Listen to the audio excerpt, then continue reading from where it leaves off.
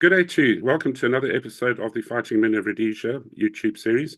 My name is Tony Ballinger, and my guest, who's come forward today, is Captain Vince McCabe for his second talk. His first talk was episode 341, which did very well and had some very interesting facts and figures in it. And we're going to extrapolate some of that information that we heard in the first talk today. So welcome back, Vince. It's lovely to see you again. Yeah, thanks very much, Tony. And once again, thank you very much to you and to John for all the hard work that you do. I've been watching some of the additional interviews that you've had, and it's so important to have all of this history recorded. And towards the end of my talk, I'll encourage again some of the guys that work with me on the book to come forward. It is so important. It's not so much. I was talking to my son and my daughter the other day. It's not so much about for us. It's for the future generation, because once we've gone and the grandkids are there, they want to look back and say, who was Rhodesia? Because you'd be surprised here in Ireland, 95% of people don't even know who Rhodesia is. But for children and for extended families. Yeah, no, I agree with you 100%. So please, everybody out there, let this be an encouragement to you. Not only people that saw combat, but farmers' wives, civilians that experienced perhaps trauma or very interesting experiences. We had such a unique time in Rhodesia, and we've got to record it. It's getting tremendously hard for me to actually source people to talk now, so please do come forward. Vince, let's begin where we left off last time. I was quite captivated by the fact that you went through a very long, extended period of combat, and we'll talk more about that now. So if you could carry on with your story. Yeah, sure, Teddy. So let's start from the beginning, and maybe let me just paint a synopsis of this interview that we're going to have. I was privileged to be able to have some additional people just corroborate some of the things that I've been talking about, and so the audience is going to hear from two particular people later on. John's got two voice recordings. One is a voice recording of that 42 days that I was in action. The battalion 2IC actually, and the commanding officer with the Cape Out commanders for the 6 weeks. They rotated for 2 weeks at a time. And John Pritchard, who's now who left the army as a full colonel, is going to give a good rendition of one of these contacts, which I think is great. And I'll talk a little bit about him later. And then I think there's a really good one at the end, and it's by a lieutenant who doesn't want to be named.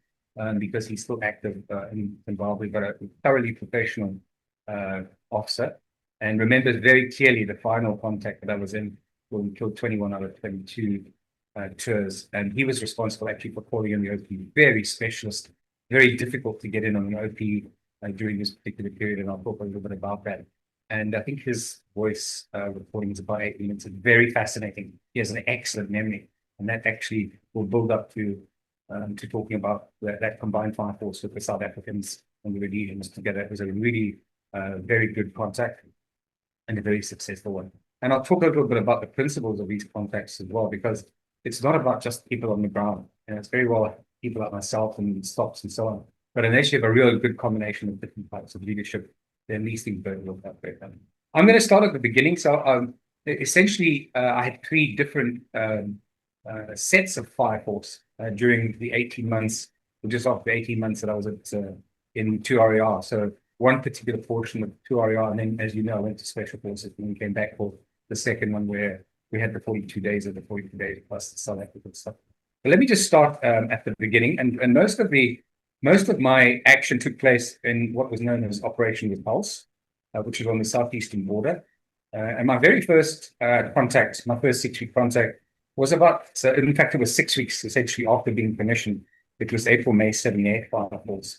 And John, you'll see John will come up a bit later with a picture of my first officer commanding, who was Brian McDermott. And he was an exceptionally good takeoff commander, Major Brian McDermott, very good tactician and good strategist. And my first fire force was a fire force Rhodesia. We had multiple contacts, and I think I talked a little bit about the very first one that I was in, which was in the Belingi TTL, where Graham Trask, who got the Silver Cross, was able to, he helped me, he was able to get in one of the river lines. I clearly remember that contact very, very well. It was It was our OP that called it out 10 terrorists. We killed 6 of them actually, and the rest escaped in the river run. But I wanted to just talk a little bit about who was on that fire force, because it's important. I think some of the names are important. So Brian McDermott was the officer commanding on that fire force, and Graham Desfountain. The Desfountains had an incredibly good history in the Rhodesian Army. Trevor Desfountain actually was my boss when I was at the School of Infantry. In fact, he was also with military intelligence. I think Graham was his cousin.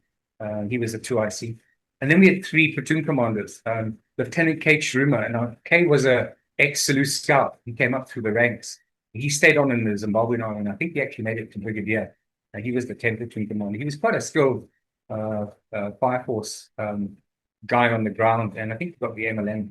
I was commanding 11 platoon in D Company, and Andy Telfer, who got the Silver Cross, commanded 12 platoon. And the reason for painting that little picture is when I talk a little bit about 1 or 2 of the contacts, you'll see that we had some interesting things happen to us.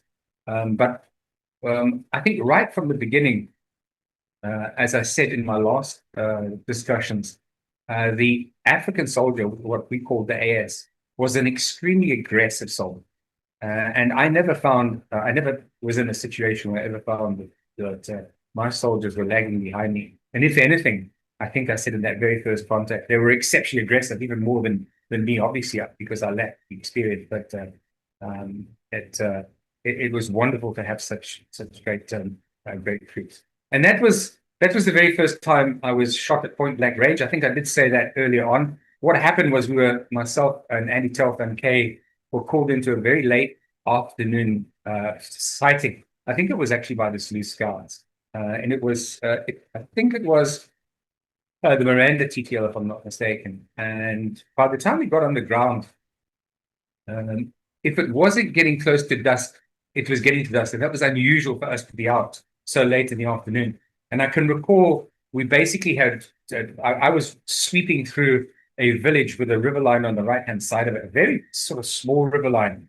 And Andy Telfer was coming over the top of a gomo. A gomo was like a little hill on the other side. He was sweeping over the top of it. And Kay was coming through another river line.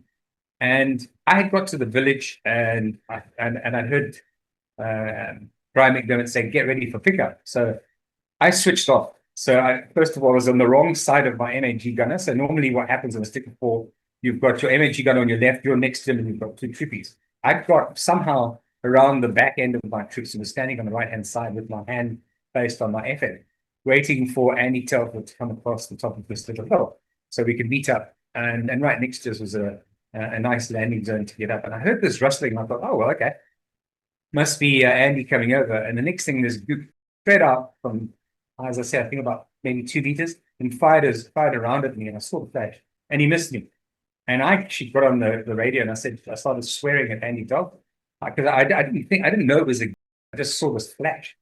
And I said, "What the F were you shooting at me for?" He said, "I haven't even got over the top of the hill."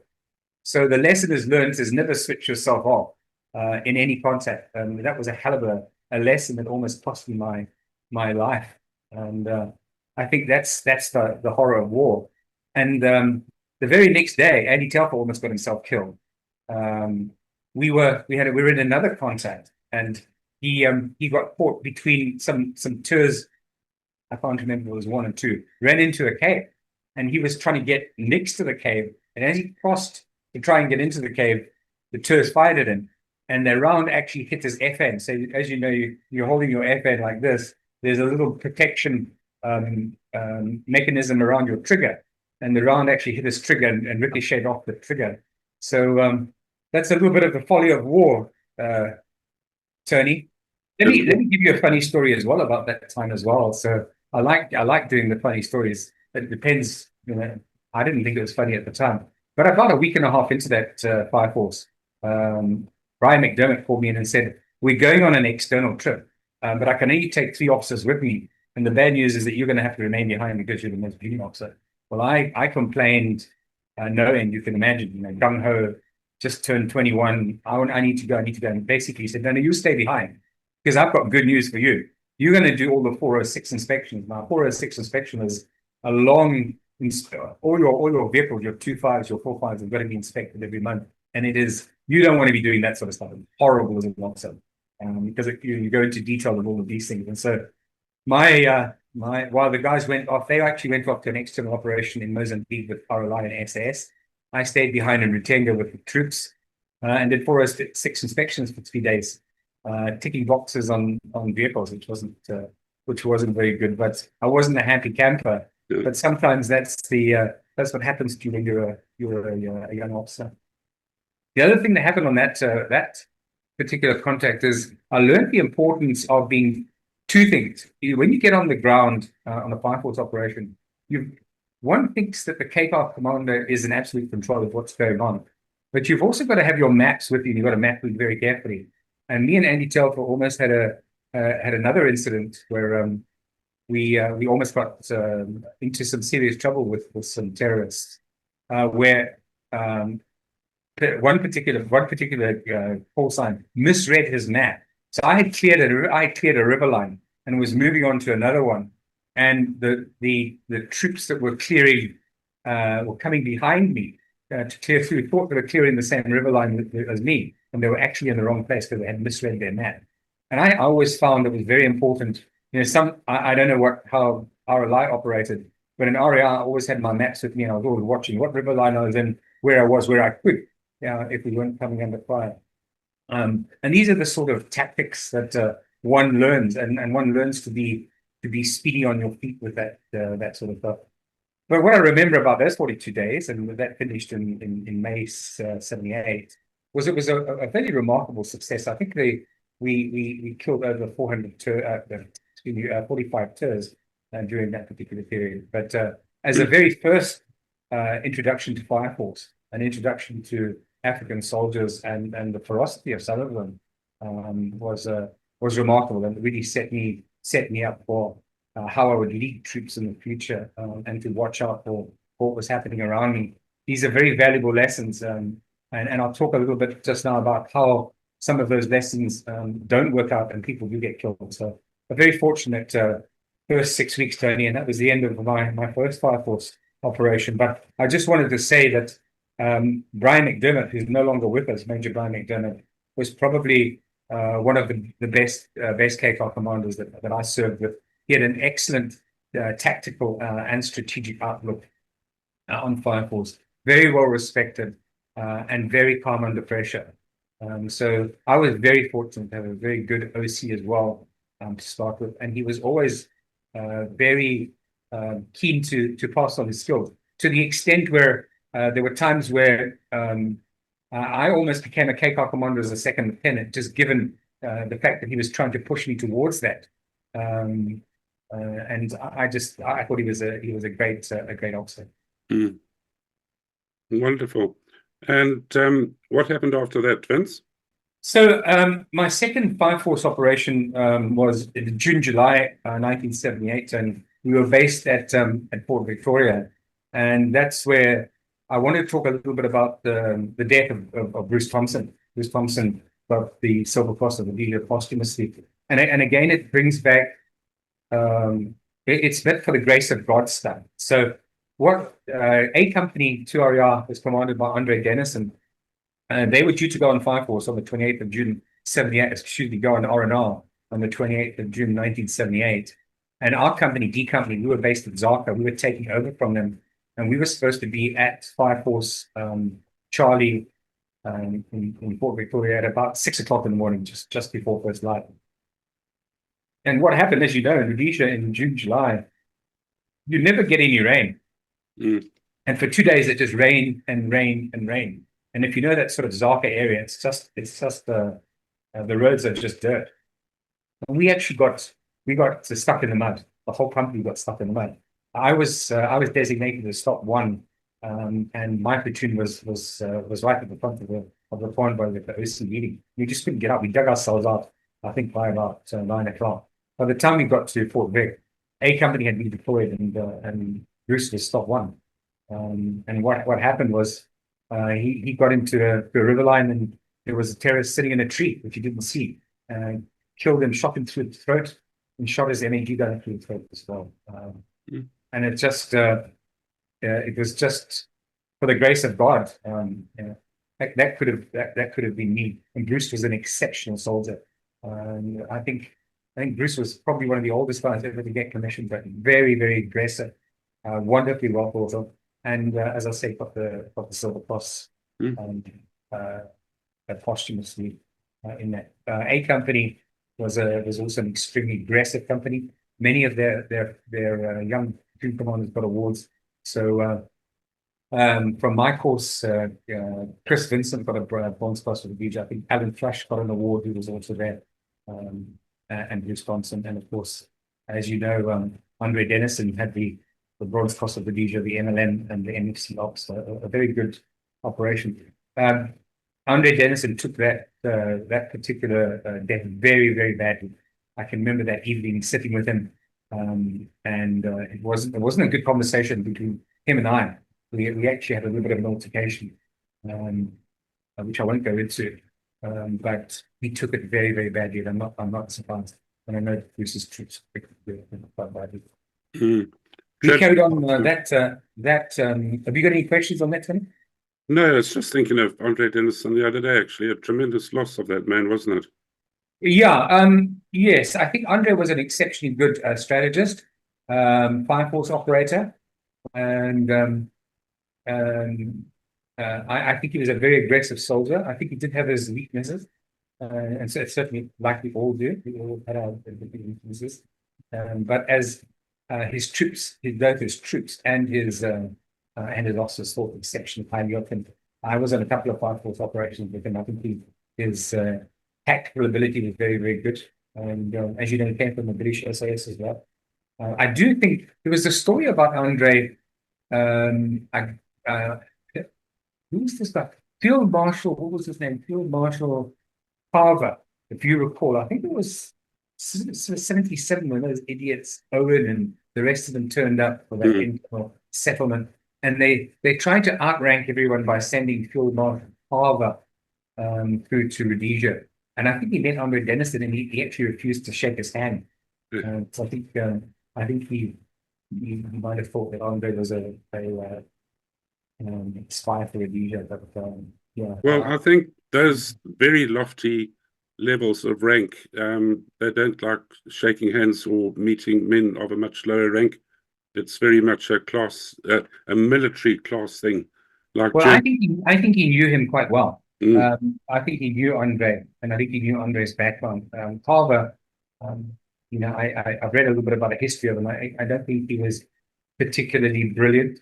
Some of the field marshals from, I have my own view of life. I might have only been captain in the army, but I was a 23-year-old captain in the army. But I read widely, and I didn't think Carver was particularly good when you compare him against people like the Montgomerys of the world and the Cavills and those sorts of pilots. But anyway, I just thought it was very interesting. And I think it was actually reported in anyway, how would you define a really good KCOR commander? What makes up that accolade? Tony, we'll talk a little bit about that later, because I've actually got a whole section on that, and I'm going to give you my perspective of two particular KCOR commanders, Lieutenant Colonel Terry Hammond and Battalion 2IC Major Pritchard. And I want to go through some of what I consider to be the specialist area that a really good KCOR commander has under his belt. So we'll talk a little bit about that later, and I hope that the audience find that interesting from a young officer's perspective. So being on the ground, seeing these guys doing this, and then reflecting on it. So we'll talk a little bit about that later. Good, that's great. Okay, so on that second fire force operation, we had another little incident where I almost had a punch up with the Zulu Scouts, which was my fault on the map reading exercise. We were dropped into a contact on a border of basically two rivers, and I actually misread where I was, and almost had a punch up with a call sign sitting on an OP, which is never a good thing to have in a frozen area. We were very fortunate we didn't have any casualties, but I remember that quite clearly. But let me give you also a nice funny story about that second fire force operation as well. I managed to destroy a barrier across the Fort Vic Bridge. I think the audience will like the story.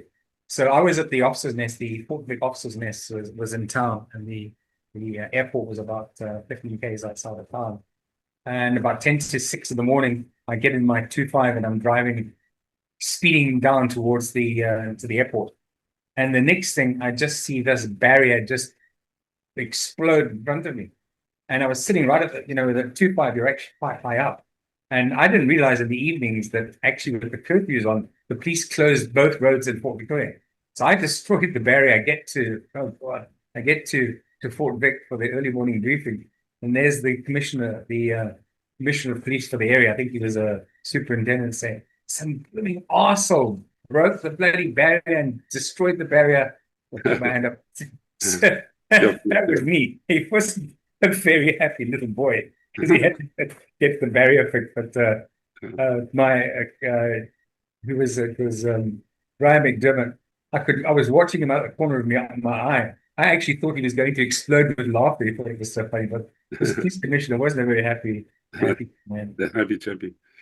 Yeah. And at the same time, I think Tony will also, John will show you some pictures. I think what we tend to forget in some of these things as well is that you try to have a life as well as being in the army. We'll see some pictures of being a young guy cleaning a car and those sorts of things, to try and take one's mind off some of the horrors of war. But we tend to forget that we also had a personal life and a life outside of the army, and yet we lived it so quickly. So I'm sure John will show you some of those pictures later. But that was also a fairly good and remarkable fire force. We operated between Fort Victoria and Rhodesia, once again, I learned a lot about tactics and just generally, how to lead in battle. Cool. So the third fire force operation I went on was just before I got posted to the Special Forces. As you know, I already been in the battalion 9 months when Colonel McCabe, who was my commanding officer, got promoted to Fort Gunner, became commander of the Special Forces, and I was posted out. But just prior to that, so October, November, again, I found myself on a 6-week fire force operation. We were at Rhodesia. Brian McDermott was the Cape commander. In the 3 platoon commanders were Andy Telfer, myself, and Pritchard again. And then I clearly remember some of the Air Force guys, and I'll talk a little bit about the Air Force guys for a reason.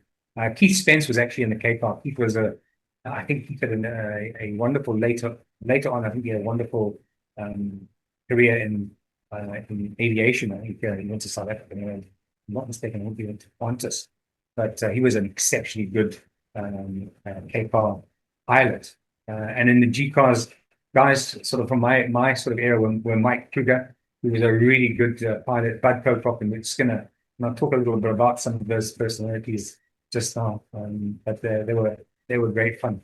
Actually, Bud Coprop, the one time we were flying in, I don't know if we were going into a contact or not, I can't really remember, but he said to me, I was sitting behind him, and he said to me, do you want to fly the Alouette?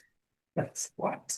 He said, no, reach across and I'll show you how to fly it. He says, but before I do, I'll show you how I fly it with my knees. And he actually put his knees over the joystick and flew the helicopter, and it just didn't move. It was as if he was using his hand. He was just an incredible pilot. Yeah, they were.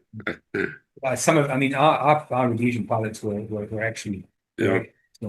But what I wanted to talk about that particular fire force was my posting to Special Forces caused quite a consternation at 2RAR. And I was lucky enough, I had quite a number of contacts. I was lucky enough, it's very unusual for you to be able to get your hands on your annual confidential reports, because these are things that are confidential and you don't really see them. But I actually, towards the end of the war, managed to get all my confidential reports, all the ones signed by the OC who did the appraisals, the commanding officer who signed off on the brigadier. And I actually, when John does the edits, you'll actually see my report.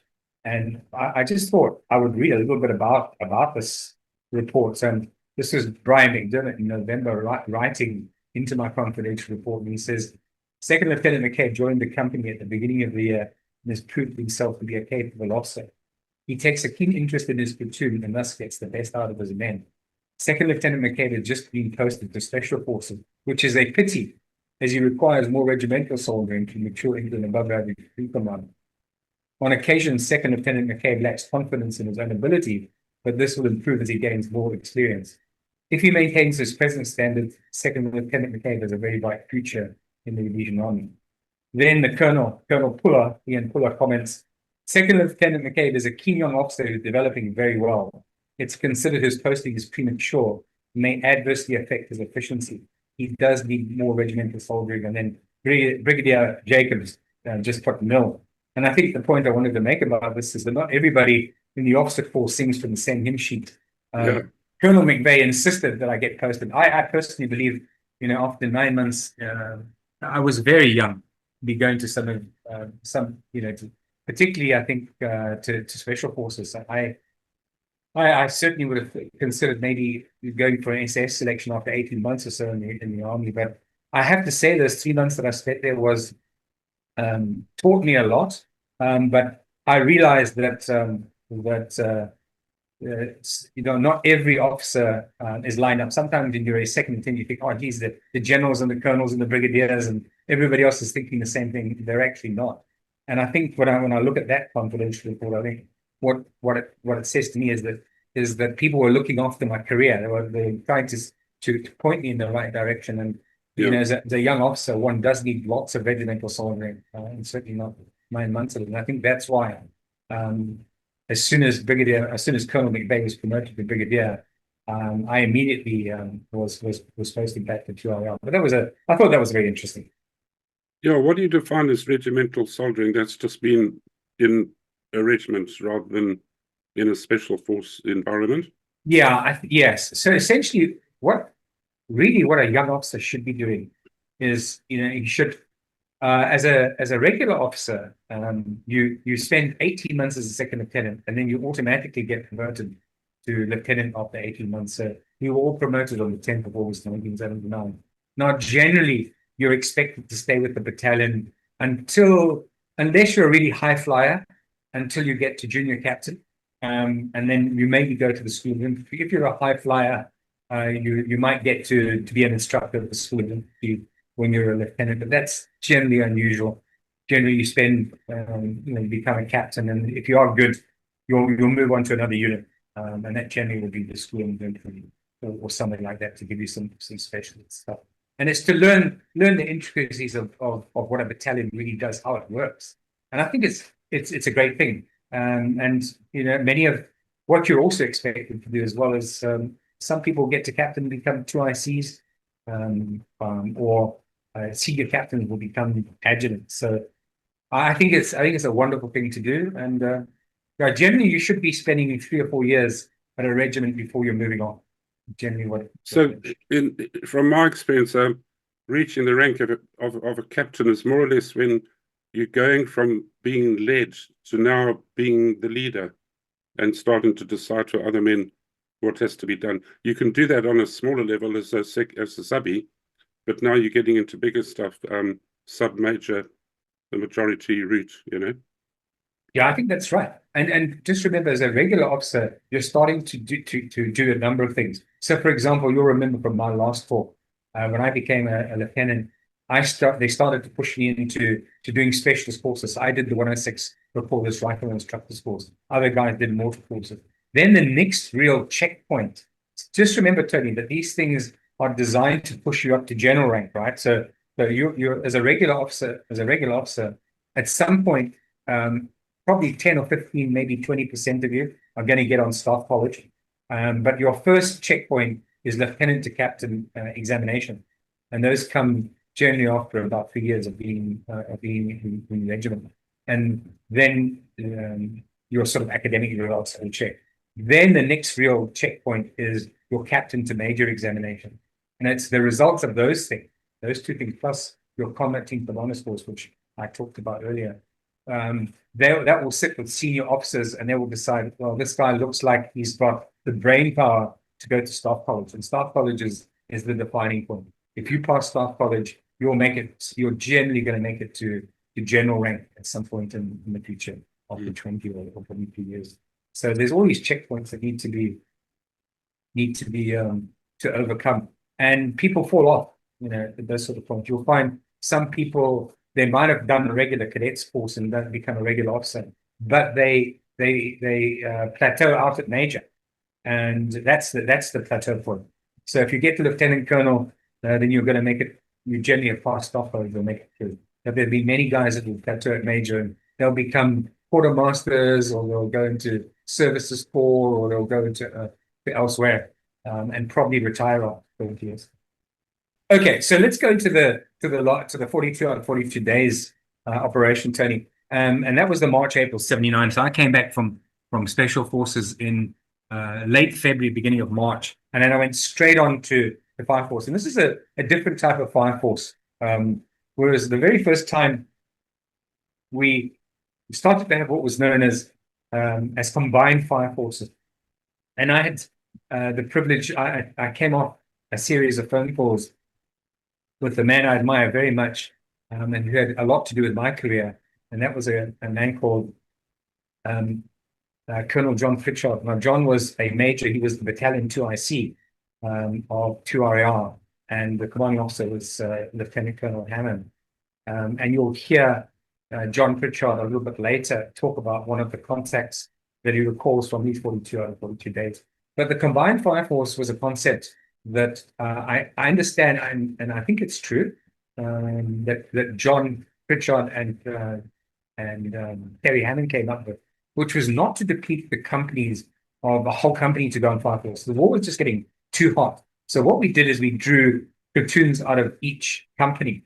But one of the things I think that, if I was to say it was the error of the whole thing, was that we didn't draw officers out of each of the companies. So I found myself by myself for 42 days.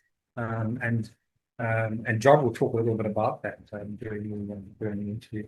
But it was an incredible fire force operation, because the African soldier, remember, was used to A company coming to fire force, or B company or B company. Suddenly, we were drawing platoons out of each one of the companies, but they adapted incredible, and it was just incredibly how good they adapted. But what I found with that particular contact, particularly in my sort of areas, is that because of the time of the war, that the casualties did start to mount. Although we had very much the highest kill rate that we ever had in 2RL, and John again will talk a little bit about that. I had two notable casualties, and as I said before, some of these things when you're on the ground, and we were having fire force contacts during the morning and afternoon, and again you'll hear that corroborated by John Pritchard. We were having a morning contact and then having an afternoon contact, and it went on and on. But yeah, I never lost a troop on the ground during a contact. I lost them in different areas, and I'm going to talk a little bit about, again, coming out of a contact where we'd had a successful morning contact. We were on our way back to Port Victoria, and all of a sudden, from nowhere, I didn't see them. I just heard the second the G car behind me say that we'd been hit, and next thing, they're peeling off.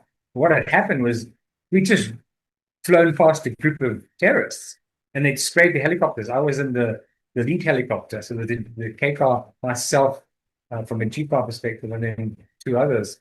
And one of my corporals, Corporal Noel from A Company, was in the second helicopter, and one round happened to hit him through the female artery. And what happens in a helicopter, you've got all that wind that's accumulating, and the blood just spattered all over the front of the helicopter, and the pilot couldn't see where he was going. And it was a South African guy, and honestly, as a major from a South African perspective, and it must have been quite traumatic for him, because he just couldn't find his way back to Port Victoria. And when I got back to Fort Vic and I saw the amount of blood that was on that helicopter, it was absolutely frightening. Anyway, Corporal Moyo bled to death, which was a real pity. He was just an aggressive soldier. And it brings to mind how sometimes, you can be in all these contacts and people can shoot the hell out of you, and then you get a random round that kills somebody. And that was a sad thing.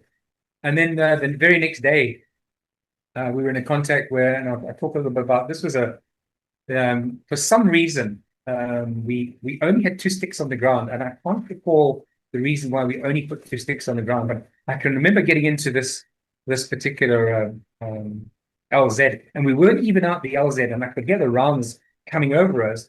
And the next thing, it was like, I looked at my MAG gunner, and I've never seen a black guy turn white so quickly.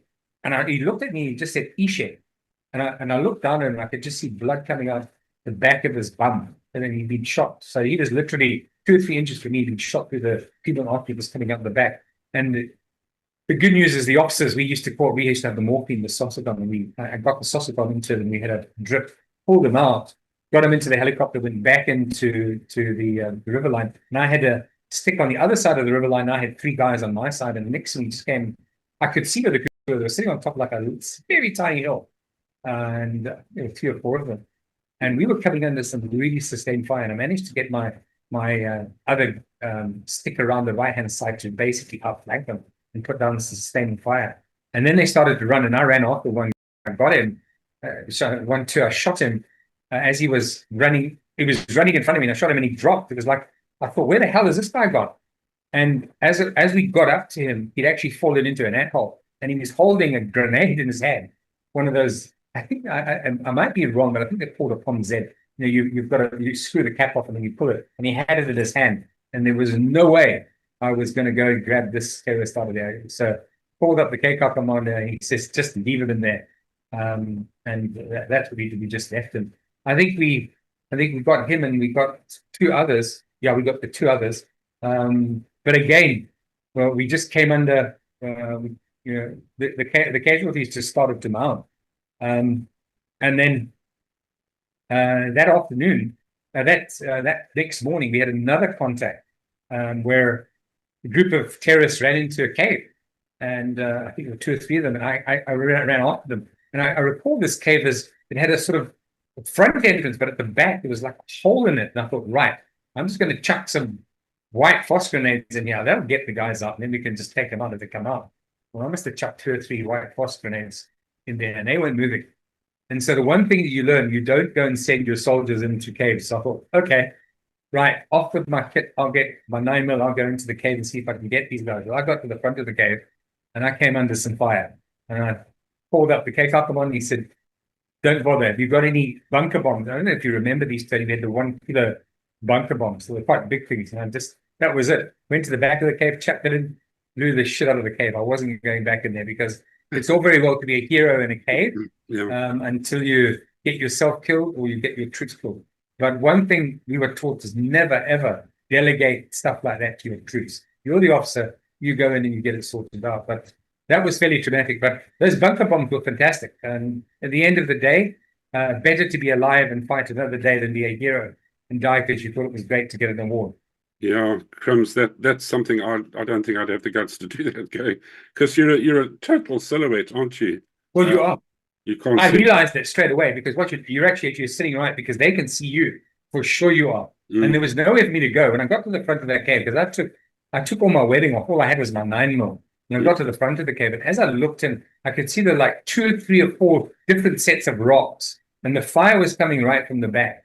And I thought to myself, I'll get myself killed here because you can get in the front rock. How do you get to the back? And it was sitting on almost like an angle of 45 degrees. So you can imagine these guys are just going to be chucking stuff at me, and and enfilade fire is not going to work for you up there. So no, I'm just not going to do it.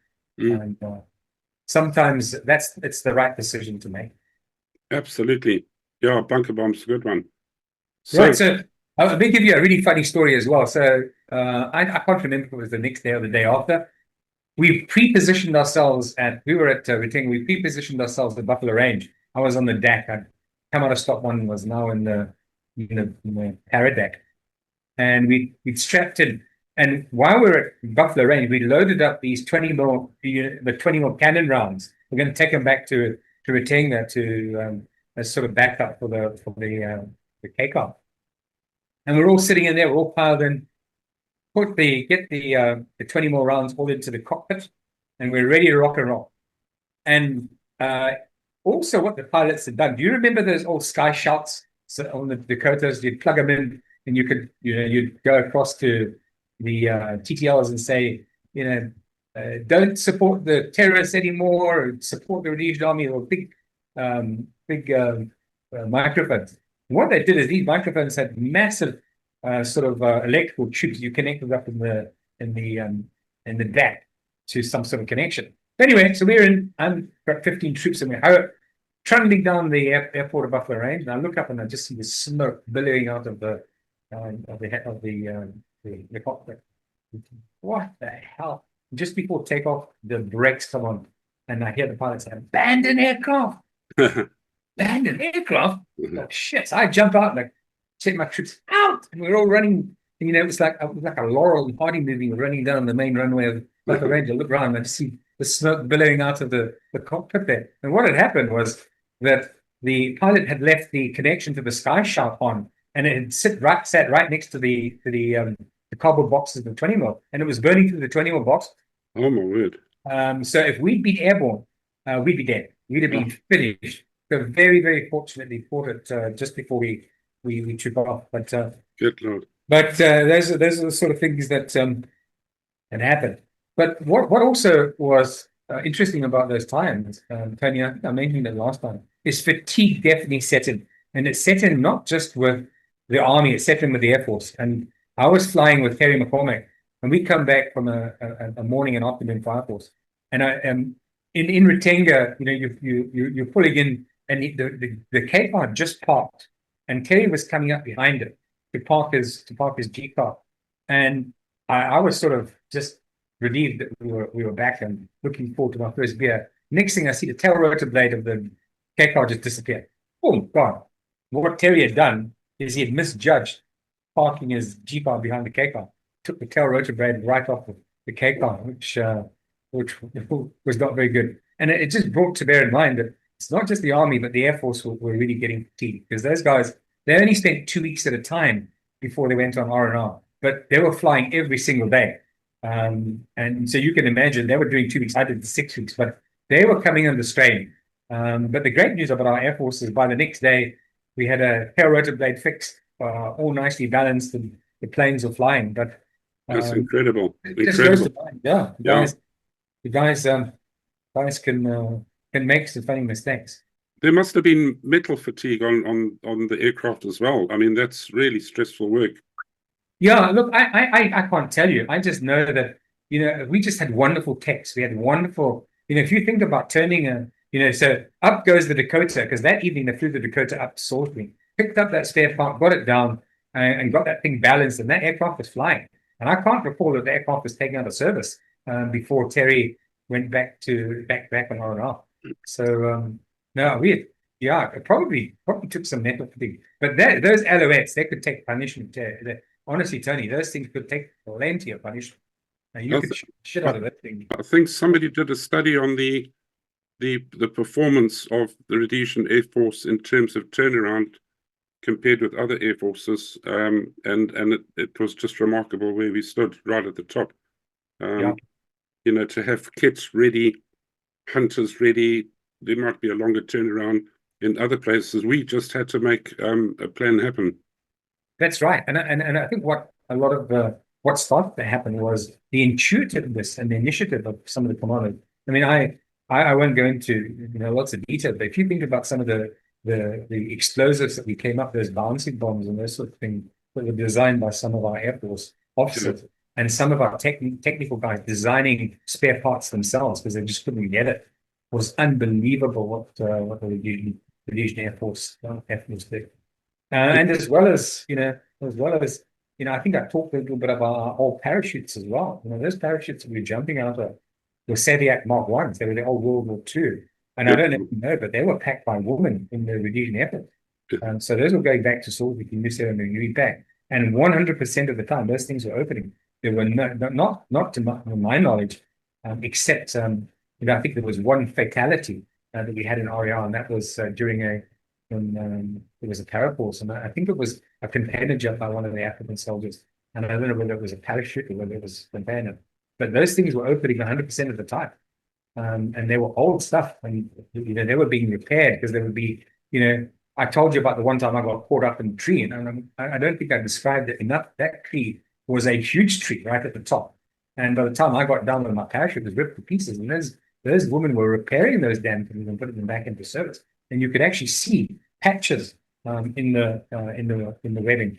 That would make a wonderful cartoon, wouldn't it? With parachutes coming down with patches on them and tears and bits of wire hanging off. Well, I wish I could. I don't think I described that being up that tree with my platoon warrant officer at the bottom and the K-pop commander saying, "Where's Ishe?" And he said, "He's up the tree over." That would be a great parody. It was unbelievable. The only tree in the whole blooming LZ, and I happened to go on it on my very first contact. Well, that's Anyway. law. You know, sorry, before you carry on, ladies are renowned for their attention to detail. They really are. And I'll take my hat off to them for that type of service.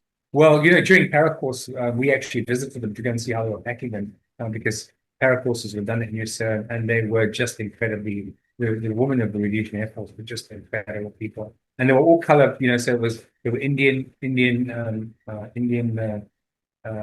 troops, ladies, Europeans, Africans, all together doing these things, and they were absolutely meticulous. And they knew that people's lives were at stake on these things, and I just felt confident. The only thing about the old Saviak Mark I is it was just so, you know, you couldn't steer the damn thing.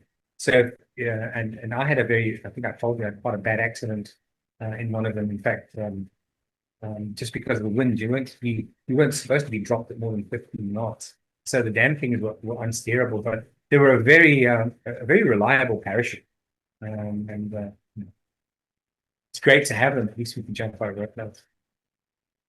Tony, I wanted to talk a little bit about during that 42 days out of 42 days. I wanted to talk a little bit about the Fire Force commanders. And you asked me earlier about what it takes to be a really good Fire Force commander. And I wanted to talk about two commanders in particular who had a great bearing on my life throughout my life. And one was Colonel Hammond. Terry Hammond was the commanding officer of 2 RAR. And him and John Pritchard came up with this concept of combined Fire Force operations. And you'll see John will put Terry's photograph in place. It's a really good photograph. It's not the nicest in terms of clarity, because they've actually cut and pasted a little bit from the Freedom of Fort Victoria, where he's wearing his Queen's uniform. But I wanted to talk a little bit about his capabilities. So the two of them rotated on that 42 days, 3 weeks in, and then John came in for 3 weeks. Now I think Terry was destined to become an army commander. I think at the time Terry was one of the youngest guys to get to lieutenant colonel. He actually, before that, he was a chief instructor at the School of Infantry, and I think he made lieutenant colonel at 37. He was an exceptionally competent KFAR commander, very well respected. When I talk about leadership in KFARs, it comes from two areas in my view. One is the strategy of leadership, and I'll talk a little bit more about that when I talk about John Pritchard. And the other is the tactics of being on the ground, getting the troops on the ground, getting your maximum kill rates. And that's what it's all about. But it's also about being efficient in that as well, because you can be very, as a KFAR commander, you can expend a lot of stuff. And you can expend a lot of equipment, a lot of troops, a lot of resources unnecessarily. And he was never like that. He was a natural. And I think during that 42 days of the very high kill rate we had, I think more than 50% you could equate to Terry's really good strategy. He was extremely calm under pressure, but he didn't suffer fools lightly. There were certainly some officers he didn't like, and if he didn't like you, he didn't like you. But he was very much he was the type of officer who could praise you when needed, and he wasn't scared to what's the right word, even with his senior majors. If he thought they were doing something wrong, and there were times where he backed me against some other OCs, and that's unusual. But it's just the strength of character of him, and he was so concerned at one stage.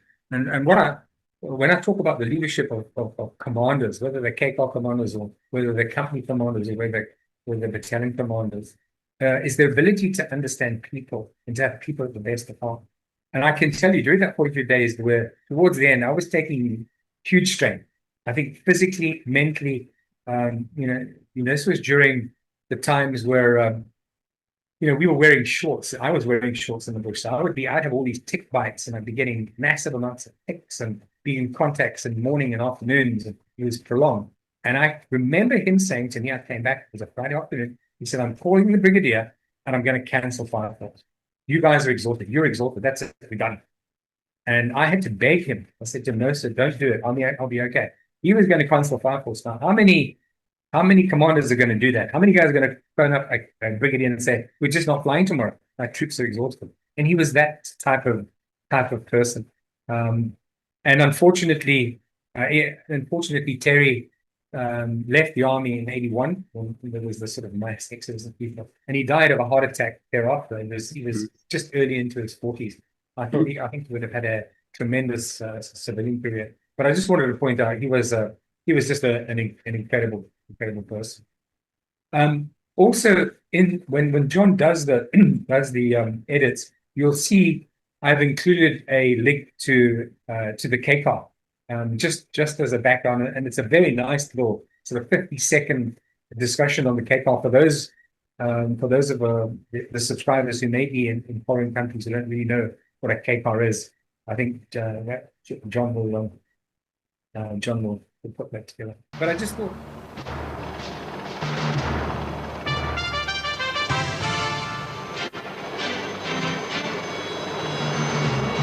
Properly installed and maintained, the 151 with its low recoil and low mass is one of our most versatile and effective assets.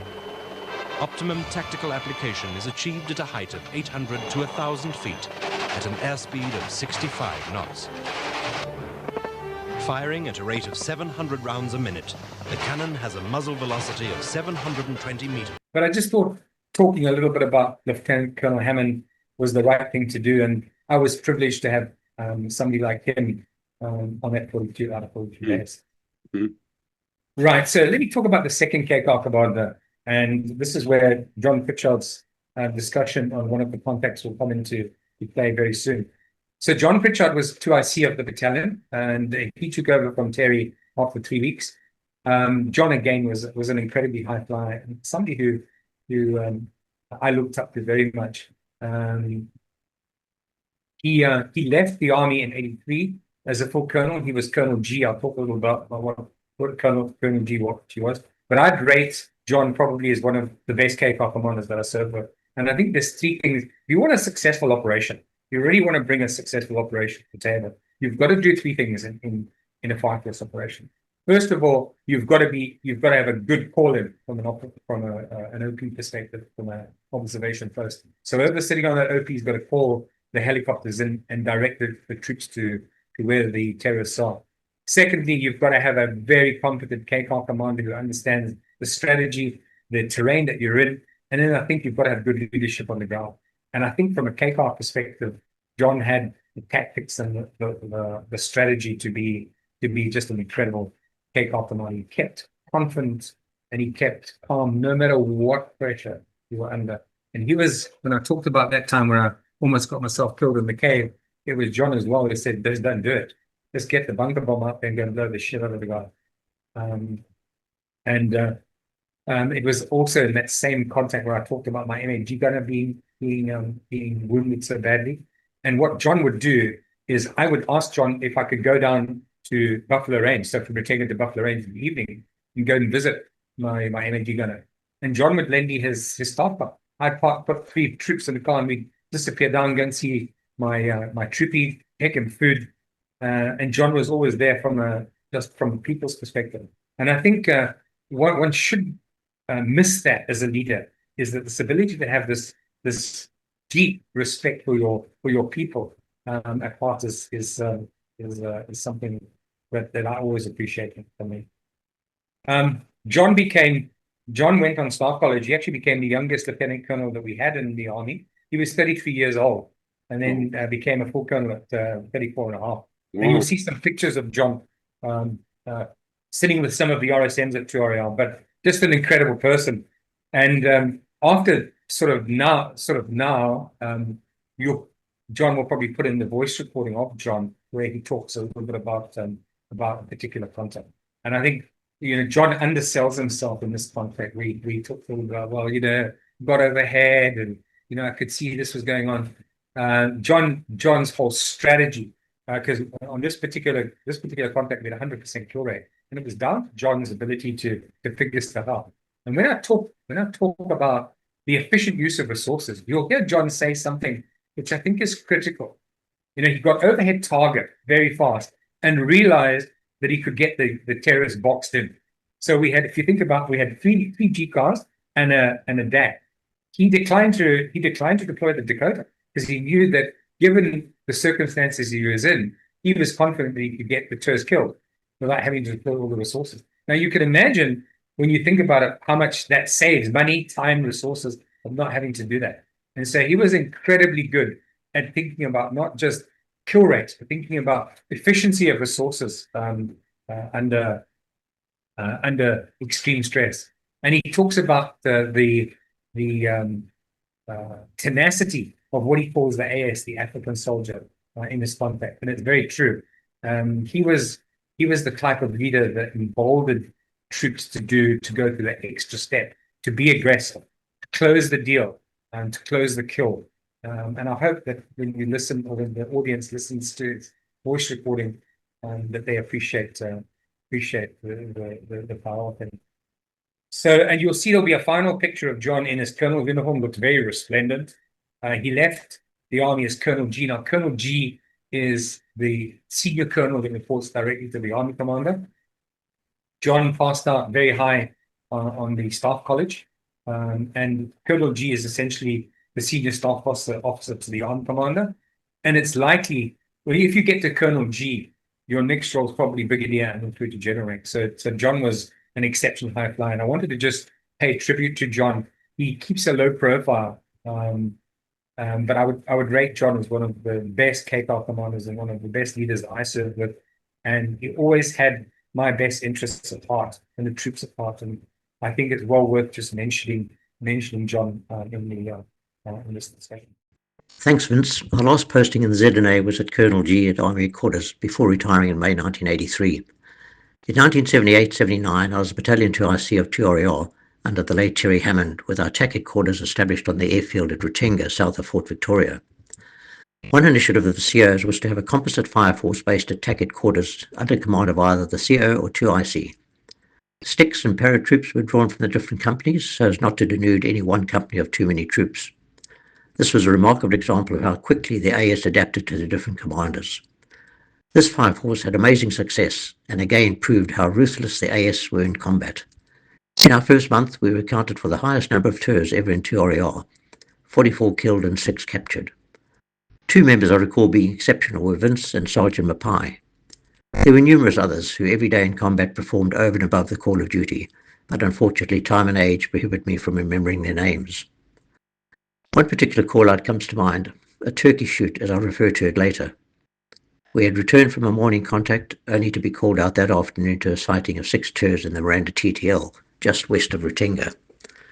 The TERS had moved into a dry riverbed for shelter. When we came overhead, I saw it was a perfect copybook contact area. The stretch of river where the TERS were was relatively straight and not too densely wooded. The surrounding terrain was bare. The TERS were trapped. I dropped Vince's stop 1 to the west and stop 2 to the east. There was no need for additional stops off paras.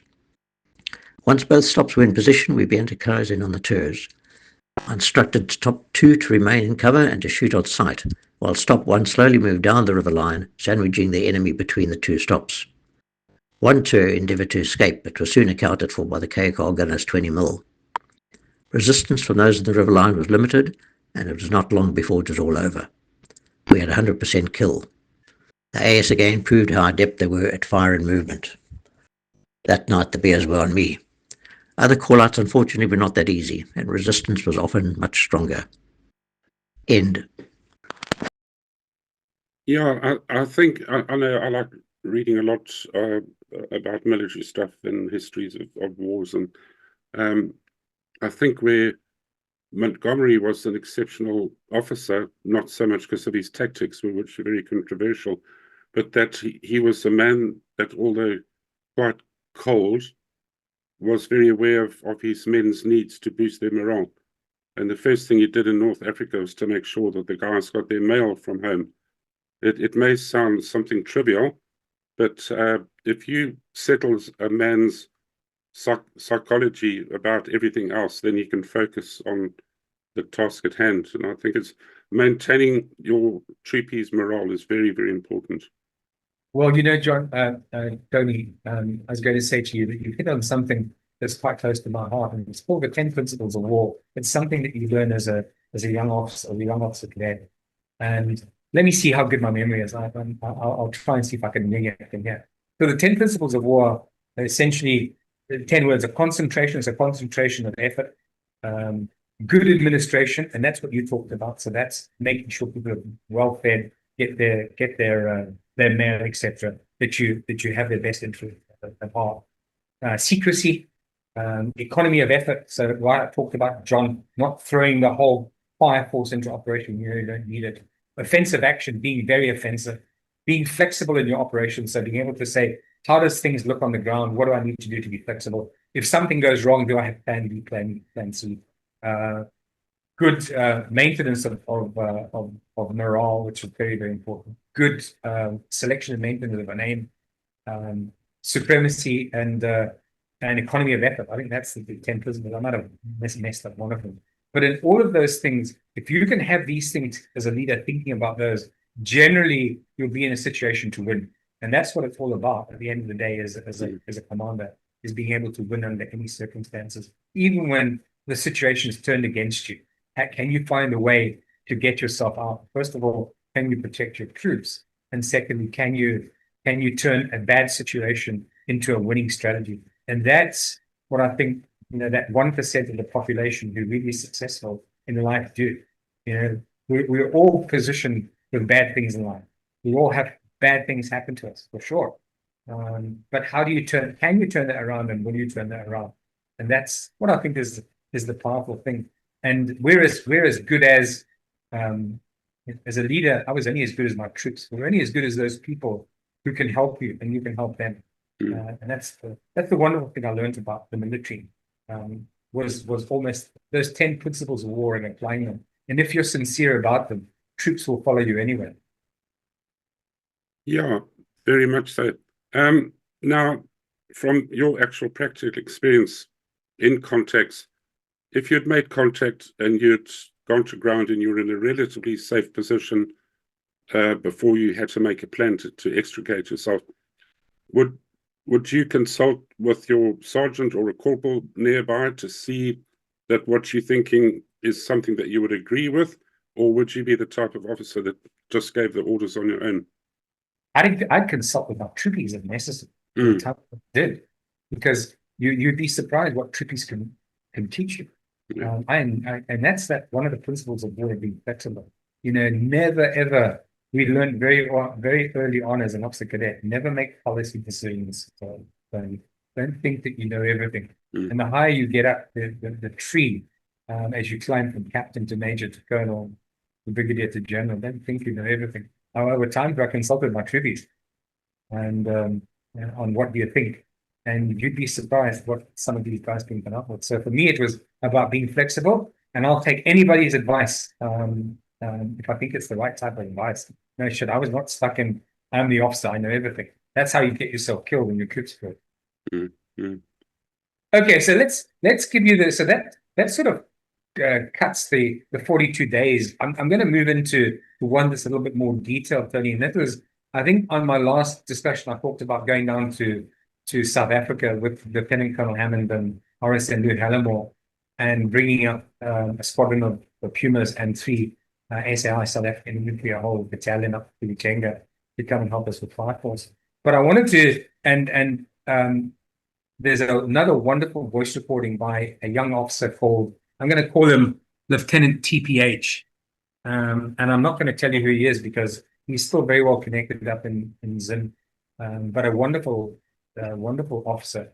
And he was responsible actually for calling in the Fire Force operation, which was my very last contact before I went to support company. And it was the first day after bringing up the South African Pumas. And I'll talk a little bit about that just now. But I wanted to give you a lead up to that deployment and just set the scene for it, because the scene setting is actually quite important before we go into it. So that in October 1979, you'll recall from my last talk, I was just finishing up the 106 Recorderless Rifles Anti-Tank Platoon Commanders course, and 2 RAR had been awarded the Freedom of Fort Victoria, and It was a fantastic affair. So the whole battalion was actually positioned back at Fort Vic for a very large parade. And you will see some really good photographs of Lieutenant Colonel Hammond signing the freedom of Fort Victoria. And we had civilians come to the new Masvingo barracks, which was our new Toreal barracks, which is the most beautiful barracks. You know, Fort Vic is now called Masvingo. It's called Mashingo, actually. That's how it's pronounced. But we called our barracks Mashingo back then in the 70s. And we had a wonderful on the Saturday afternoon on that freedom of the Fort Victoria. I actually drove up because I was still on the anti-tank synchronized course, but I was ordered to drive up to just participate in it. And we had this wonderful fun jump out of the Dakota, and you'll see a nice picture of a number of us on that fun jump. And we also were encouraged to show off some of our skills on the fun jump to the civilians. And I'll tell you a funny story. So for the very first time, we were chucked out of a Dakota at 3,000 feet. We took off from the Fort Vic airport out at 3,000. And being at 3,000, generally when you're jumping out at 500 feet and you've got 22 seconds before you hit the ground, jumping out at 3,000 is like, wow, my goodness, this is something quite special. So out we go the door, and as normal, I don't know what seems to happen to me, but I'm the only guy. I'm looking down, I'm thinking, I think I'm going to hit the runway. I don't think I'm going to land anywhere near the grass. And it's true, God, I hit the middle of the runway, which is not exactly the best thing to do with a non-steerable parachute. It hurt quite hard. But when you see the picture of that jump, you'll see Andre Dennison in the picture. You'll see Colonel Hammond. You'll see myself. You'll see John Pritchard in there. And it sort of sets the scene. There's a couple of other pictures in there on the freedom of Fort Victoria. And you know, Tony, the saddest thing is, you know, you'll see Colonel Hammond signing the freedom of Fort Vic. The mayor is there, the town clerk is there, the whole battalion is lined up. And the sad thing is, you know, only a couple of months later we lose the country. And at that stage in time, we never thought, you know, we just thought it was another day in paradise, and we move on. So that's just a little bit about the background to it. Then you'll see a picture that will come up, and this is about the November 1979 Flight Force. And I call it's a picture of all the officers at the freedom of Fort Victoria. And I've ringed three of them, and I've called it the three who fly to South Africa. So there's Colonel Hammond, there's myself, and there's Lou Hallimore in that picture. And it's a wonderful picture of the whole battalion's officers.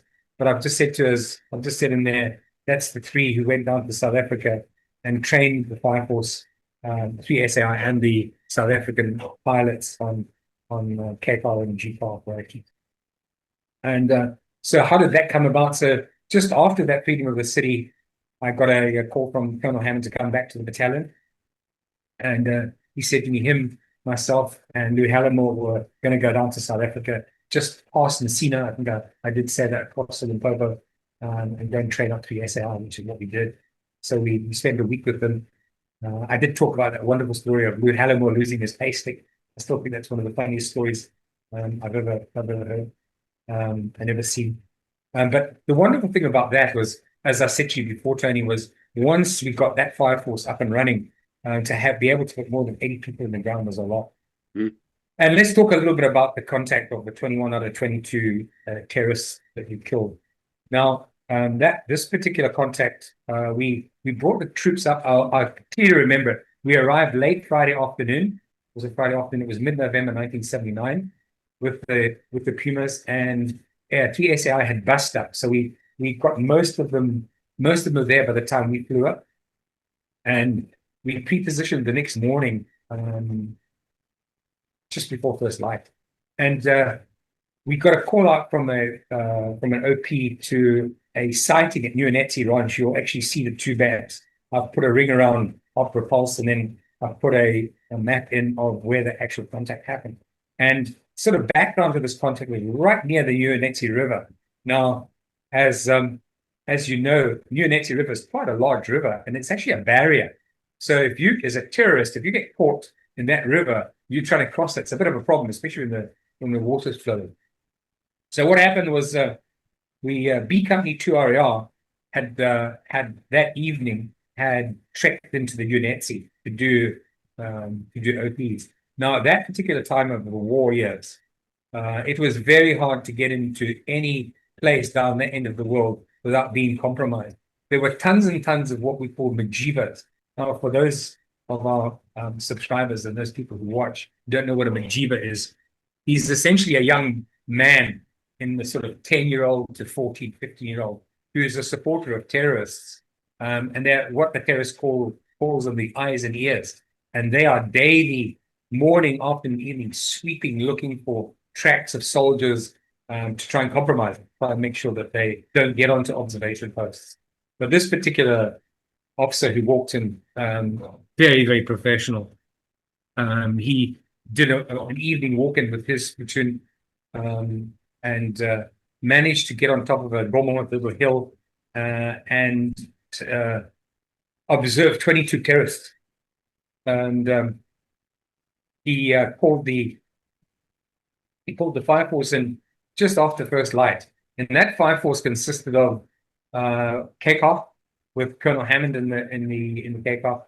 If I recall, I could be wrong here, but I think it was Flight Lieutenant Mike Kruger with Colonel Hammond, or it was Chaz Goatley. We had 4 Puma helicopters, so that's 64 troops, 4 G-cars, so there's another 16 and 2 Dakotas. So in essence, we had 112 troops ready to pre-position. This particular officer, and I think Andy Telfer was also with me on that contract, and we had the 3 SAI, the South African infantry, and some special forces soldiers from in South Africa as well.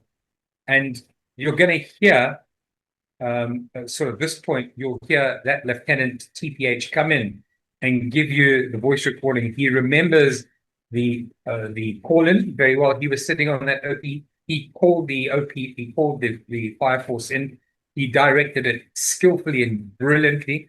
And you'll hear him talk through the whole operation, from the call-in to the funny story of him sitting having his cup of tea watching the terrorists getting their asses kicked.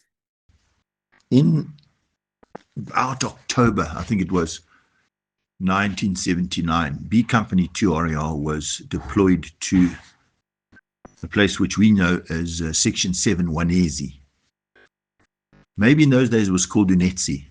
Nowadays it's Wanezi, but it was Section 7. And there was a manager there on this. Section 7 was a portion of this huge ranch, which is now called Lemke, was called Lemke. It was about 1 million acres. Section 7 was huge, maybe a couple 100,000 acres. There was a manager in charge. His name was Bob Gawler. And it was flat Mopani country with lots of rocks and dwellers and hills, round granite domes in the midst of it. And it bordered on the Miranda TTL on the western side, on the northwestern side. On the eastern side was the Nunetsi River, European farmlands, and then the main road driving from coming from Fort Vic down to Beitbridge. And where the Nunetsi River crossed the main road was the Lion and Elephant Hotel, famous watering hole. Anyway, B Company was deployed into that Wanezi Section 7, and just below Bob Gawler's house, a couple of clicks away, was a large military airfield. I don't know if it qualified as a FAF, but it was certainly a very good runway, very suitable for decks and things like that. Probably a kilometer and a half long, nice graded, surfaced gravel place. So we moved in there and we stayed on the southwestern side of the runway with the whole company. And I was given orders by Major Henry to take my platoon in to Miranda TTL that night, walk into some OP positions in the Miranda TTL where we'd been given some good intelligence by the intelligence guys as to where we would find the Charlie Tangos. In the meanwhile, I had the general understanding that there was a column of troops coming up from South Africa that night from Beitbridge, and that they would be positioned at the runway later that evening, and they would come with lots of kit. I didn't quite know how much kit they had. Anyway, we deployed that night. I'm deployed with my platoon. I was very honored to do that because I was going to be the only officer on the ground. It was my job to go and find targets for this huge armada of fire forces that was going to come in. Miranda at that stage of proceedings was classified by the Charlie Tangos and the local people as liberated territory. They considered it to be liberated territory. If you arrived at somebody's kraal or they saw you, the locals blew whistles, ran off into the hills on a specific drill that they had, and they'd hid in the hills and we didn't find them.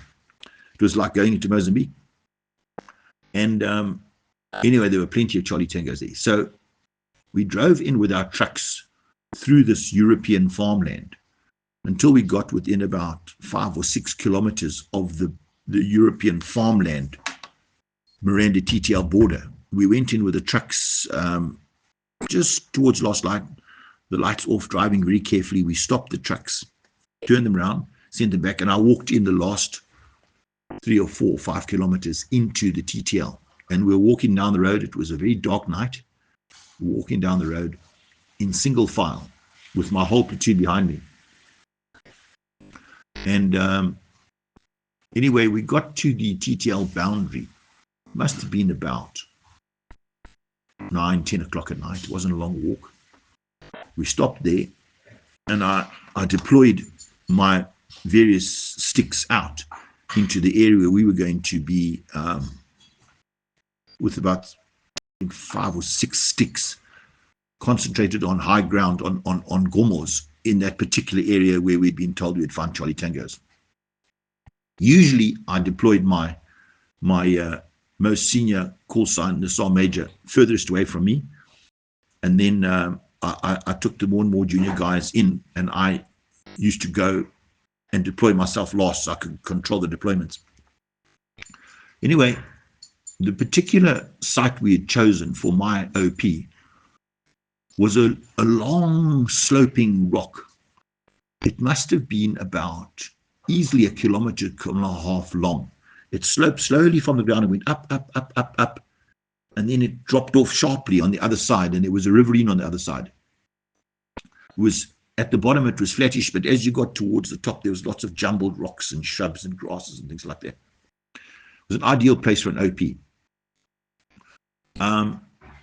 One of the things we liked about it was that we didn't leave tracks on the rock, because we knew first thing in the morning the Mujibas would come out and start tracking us because they would see our spoor. And every square kilometer had 2 or 3 Mujibas in it. So in the morning, what they'd do is they would run around and check for spoor, and they knew we were there. We were always coming in and out. I knew the area well. And of course, the dogs had been barking the night before. There'd been various disturbances. So the Mujibas knew something was going on. They'd come out, pick up the tracks, and then report to the Charlie Tangos that there were security force troops around. You know, we crept up this gomo, got to the top. It was perfect. It was a long, slow walk up, and then a sharp drop on the other side. The drop on the other side was about maybe 100 meters high. I'd say 100 meters high. And it fell into a little ravine, and on the other side was another rock. So I perched myself right on the edge of this thing. I had a very good view all around. Of course, that was still night. So we slept a bit and woke up just before first light. We'd set up the radio. We got some radio comms with call sign 2, which was B company. And we sat and waited. And as soon as the first light came along, I looked up, and walking below me was a group of about 12 Charlie Tangos. I counted them. They were so close. They were like 150, 200 meters away. They were down and a little bit out. And I was amazed. I mean, there they were, boy. Bold as can be, just walking along slowly in single file below me. Well, they were so close that I couldn't immediately report to the company that they were there, because they would have heard me. I had to turn my radio down so that they didn't hear the radio crackling. You know, they slowly walked past, and they were going in a northwesterly direction. And when they got out of earshot, I called and I made my report that I'd had a sighting. And then I imagine that back there at Rhodesia Section 7, that whole massive fire force was being scrambled into action. Now, that fire force was a combination, I think it was C Company, the Parabats from South Africa, plus B Company 2 RAR. And the actual call signs were mixed up with officers and senior NCOs from 2RAR, plus these South African parabets. I don't know how many actual RAR troops were involved as well, but it was a huge amount of guys. I subsequently learned when I got back that there was like several DACs, Pumas, Alouettes coming out of our ears, K cars, you name it. Biggest fire force I'd ever seen. It was like 3 or 4 times bigger than a normal fire force. Plus it had Pumas. And the Pumas were so fast that they actually were faster than the DACs. Anyway, be that as may be, I sent my report in, my sighting. The fire force rumbled into action. And as I was watching this bunch of Charlie Tangos disappear slowly into the bush of the savannah to my west, they were about 300-400 meters away. I noticed that there was another group of Charlie Tangos approaching from the northeast. And there was about 10 of them, because altogether there were 22. And lo and behold, these guys met up.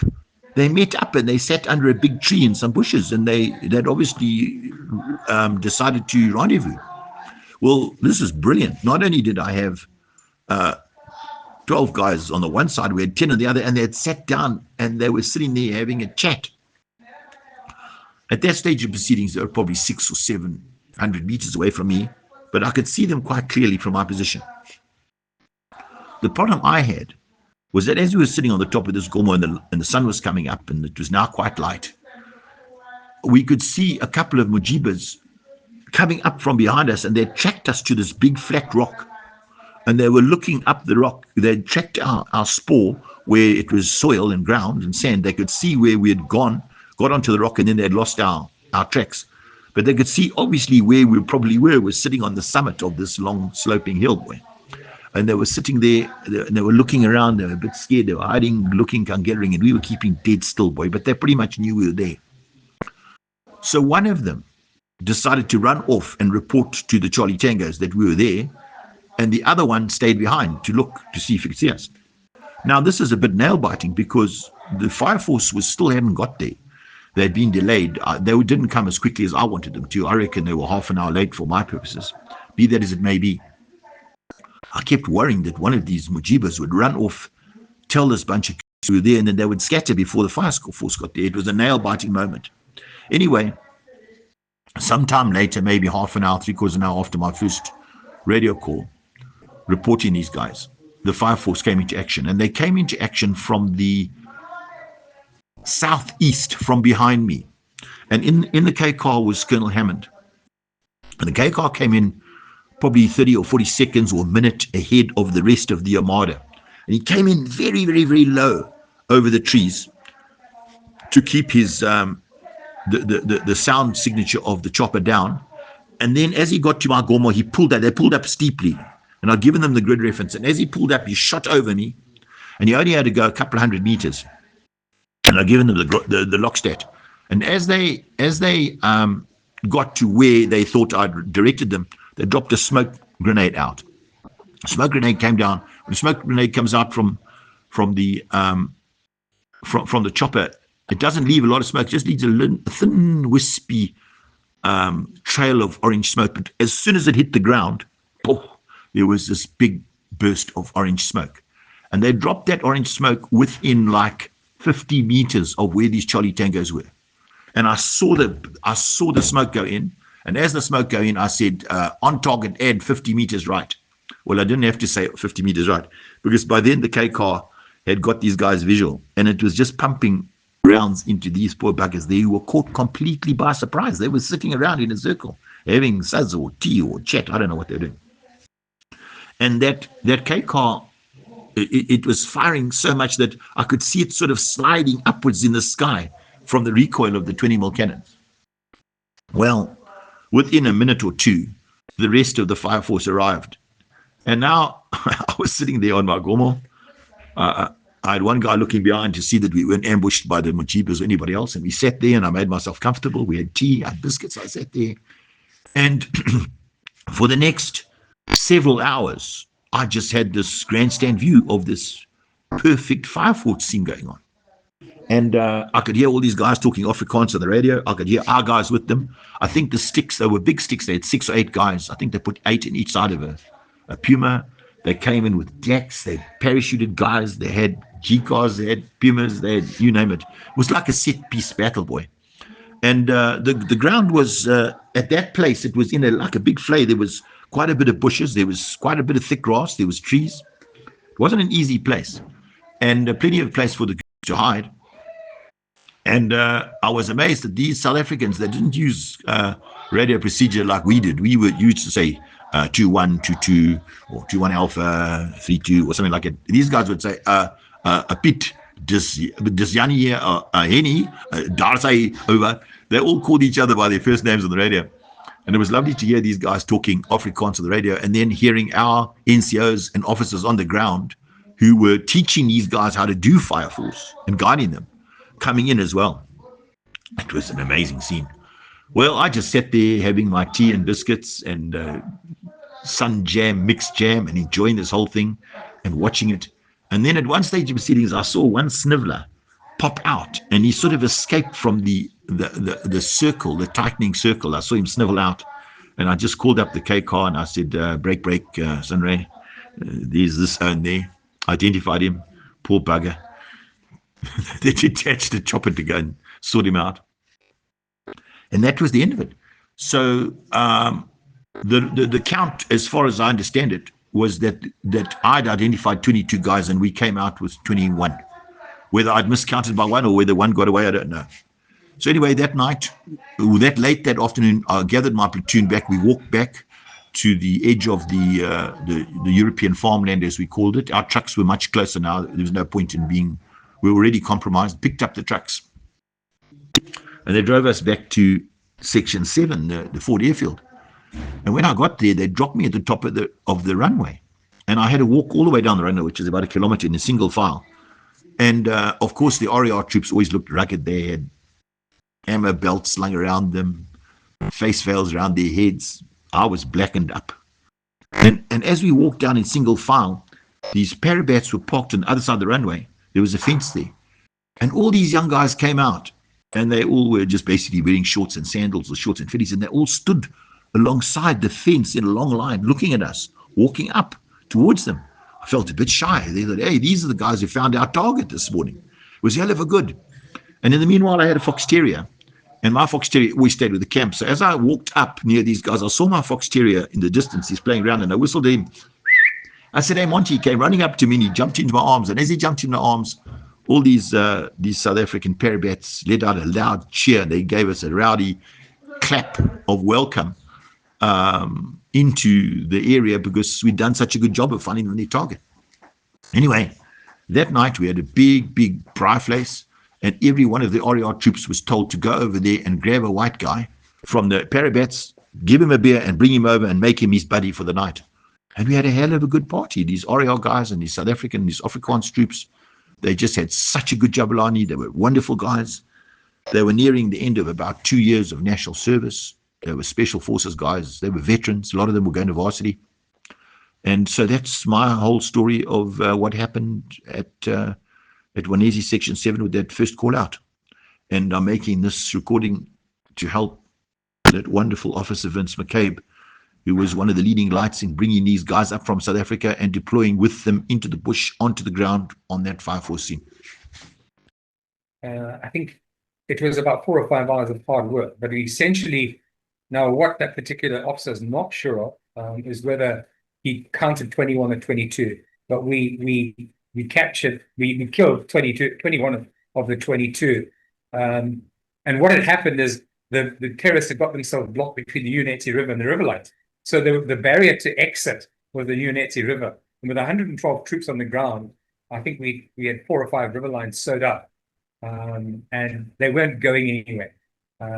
The terrain was quite rocky because there were it wasn't easy to dig the guys out of the river lines because it was quite thick during that time of the year. But at the end of the day, we captured a lot of equipment: AK-47s, RPGs, RPKs, RPG-7 rocket launchers and rockets, and we killed the political commissar. And the good news was he had tons of, the commissars that and the terrorist stuff. They're all had these homicides, and they were the ones responsible for intelligence and so on. So we captured all his books as well. Russian hand grenade, and if I recall, there were a couple of TM-46s as well. But it was a highly successful operation, and it needs three things to be highly successful. Okay, so I think I talked about it before. I think, in my view, and I'm talking about my experience, if you want to have a successful puncher, you've got to have three things. You've got to have somebody who's exceptionally good at calling in the troops. And this particular officer, how he managed to get himself up onto that OP without being compromised. You'll hear him talk about the Majibas trying to find him. He's an exceptionally skilled lieutenant. So you need that, and that particular officer or whoever's calling up has got to be able to call the K car on very directly to the troops. Because remember, excuse me, once the terrorists hear that noise of the K car, and then you've got the Pumas, they're gapping it. So you've got to be quick. Then you've got to have really good K car leadership. So you can imagine having 112 troops on the ground. That's 5 times more than what we would normally put on the ground, or 4 times more. And you've got to have a K car commander who understands that much wider strategy of how to position it. And people like Colonel Hammond and Major John Pritchard had that ability.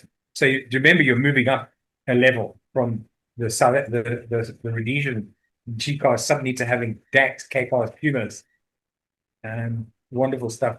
And then you've got to have the troops on the ground at the right place at the right time. Because if you don't have that, you don't have anything. And it was an exceptionally successful concept. And that, Tony, was that was the end of my fire force operation. So it ended sort of mid-79. And I make a couple of conclusions to this, because I think one of the questions that's not been answered is, what were the South Africans doing up there? Why were they up there? And I had my own particular, because suddenly, why we called down to train up the fire force operations and the fire force guys, or excuse me, the troops from South Africa. Well, a couple of things. I think firstly, they knew that the war was going to come to an end one way or the other. They wanted to learn the skills of what the Rhodesians were doing. But I think in the back of their minds, they knew McCabe was going to win or had the potential to do it. And I think they wanted to make sure that there was an escape route for the whites who wanted to leave the country. And that was the Rhodesia Bridge route was where they could secure it. And so I think if there was going to be a white exodus, those troops stayed on. And actually, those troops stayed on, believe it or not, until I think about April 1980. In fact, McCabe, I think, makes mention of in somewhere that we need to get the South Africans out of there. They were quite determined to wait it out a little bit, just to make sure that if there was going to be a white exodus, then they could be protected. And I think that's my opinion of why they were up there. But so we had them for a very short period of time. But you could see what happened is the kill rates went absolutely exponential. And I hope that the audience will enjoy Lieutenant TPH's rendition of this. It's about 8.5 minutes. It's very detailed, and it's a wonderful story of how a young officer can get into a position, get onto an OP, direct troops in, and make the fire force contact very successful. Yeah, the other reason for the South Africans being there was to add manpower to taking out the places where the terrorists were gathering. What do you call them? The assembly points. The assembly points. That was another major reason. Yeah, I think so. I just sometimes, as I said to you in my last discussion, I had been briefed that I was going to be taking on an assembly point with the 106 Reporter's Rifle. The thing that stuck in my mind that worried me a great deal was the lack of detail to that sort of stuff. And I don't think we were that serious that this was ever going to happen. I think there might have been a situation where people were saying, yeah, we are going to have a coup.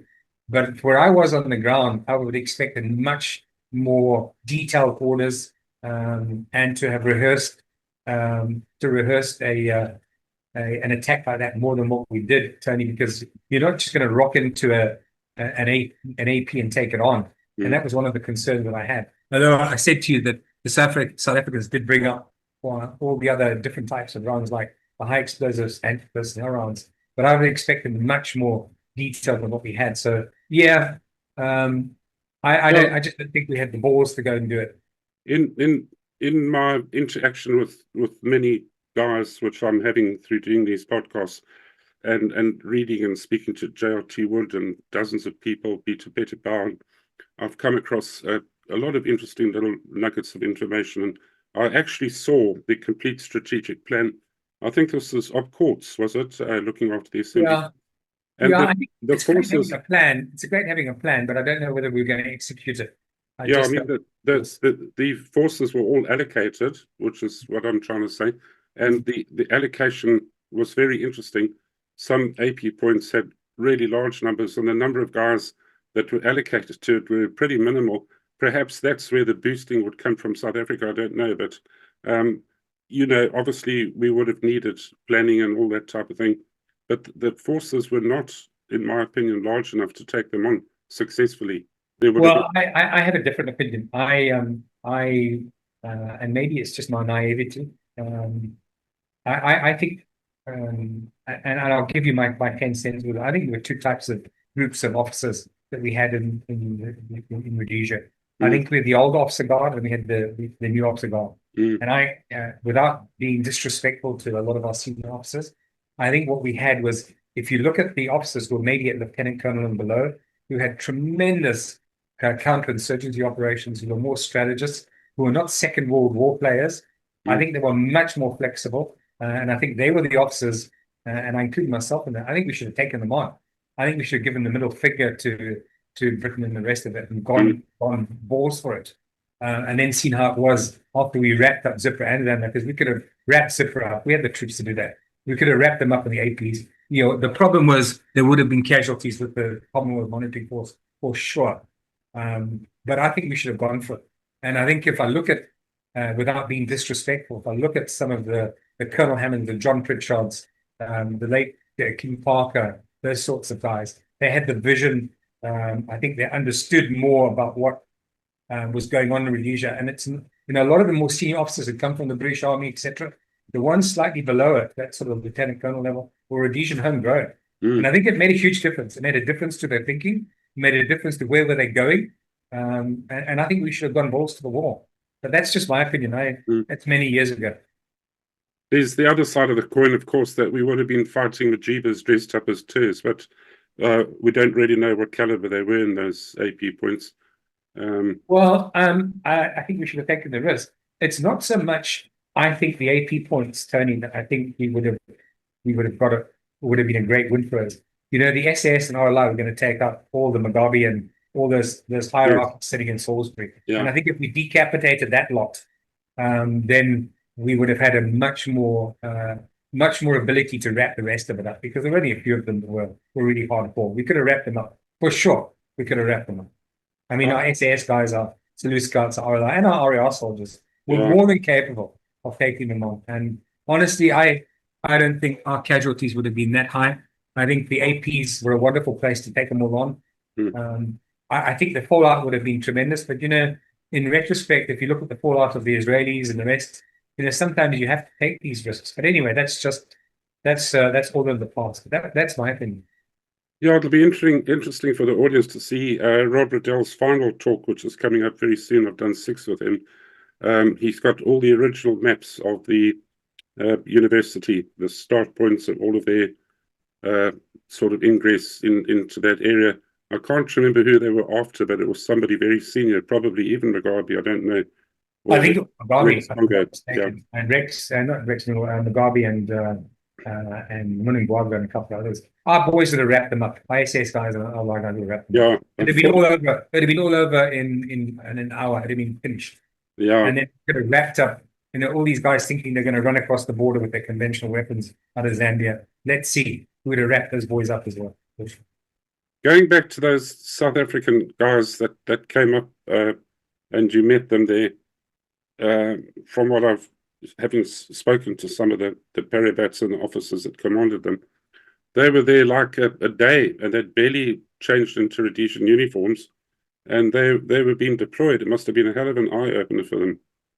Yeah, I want to, you know, you've also triggered something in me as well, which I found quite interesting, Tony. And there's you would recall that the South African army was very, let's not call them religious, but what I found very interesting when they arrived up in Rutenga, when we had the whole battalion, the battalion commander was the lieutenant colonel, and he was outranked by the Germany. Everybody deferred to the Germany, and the Germany arrived up and Next thing I see him taking off his epaulets and putting on a full Rhodesian full colonel's epaulets. And boy, those guys wielded a lot of power, boy, those Germans. There was a funny story from one of them. They went to a JOC meeting. I think the British forces, the BMAT guys or whatever you call them, were coming in at that point. British Military Advisory Training Team. Or the monitoring force at that point. And this Afrikaans major said he was in a SAS uniform or RLI or something, and he introduced himself as Colonel Johnson from RLI.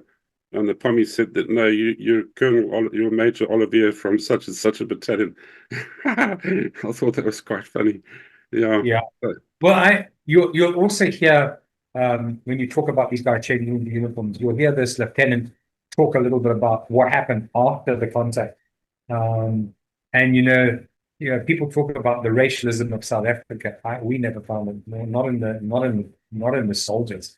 And you'll hear this lieutenant talk about after this the special forces of the SI soldiers, as he got off because what happened was, once the Pritchard had finished, they picked up the company and they were on their way back and they were dropped. Actually, I think the helicopters picked them up and dropped them at the end of the runway and they walked down. And there were all the South African soldiers clapping for them, and they had a massive party that evening. So it was a wonderful situation. I'm not going to steal his thunder, but what a wonderful situation. I hope the audience enjoys that. Anything else from you, Vince? Just two other things. I don't. You can include this or not include it, Tony. Some people might say, well, how come that guy did so many fire force operations, why he wasn't put forward for an award? I actually was put forward for an award, but I think we just ran out of time. But I've actually included a letter from a particular major who was actually my OC, where he makes specific reference to it. I think we just ran out of time. By the time I finished in November, December, it was all basically wrapped up. But he does make mention of the fact that I was put forward for an award, and I put it in there. And then lastly, I just wanted to talk a little bit about, Tony, again, the book. I do want to thank you guys. We did have some very good sales of the book, The Making of the Rhodesian Army Officers, that you know about, which I think has gone down very well. And I just encourage people. My particular what I'm doing with any funds that come from the publication that I get goes to the Rhodesian African Rifles Benevolent Fund for Education. So John Pritchard actually is the chairman of the Australian RAR Association. So if we make any money out of it, my money is going there for them. But it's a wonderful book. Thank you very much. We had some really good sales from it, and I just wanted to say again that just make mention. I just wanted to read finally that review again of the book, one of the Amazon reviews, where it says, the raw, authentic voices of these young men are so compelling.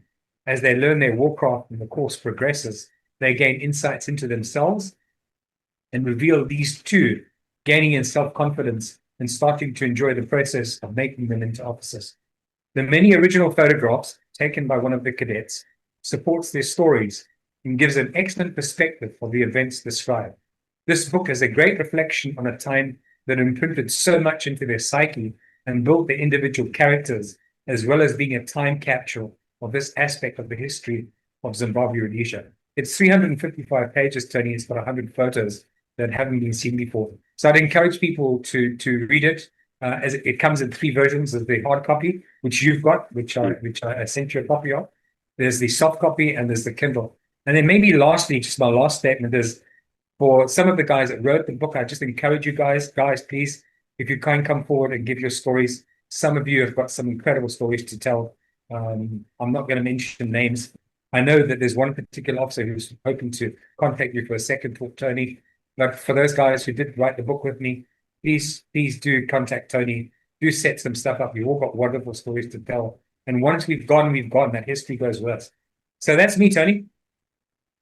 Vince, thank you very much for this talk. It's been extremely interesting and just to stitch together beautifully with the audio. So I can't thank you enough for all the time and effort that you put into it.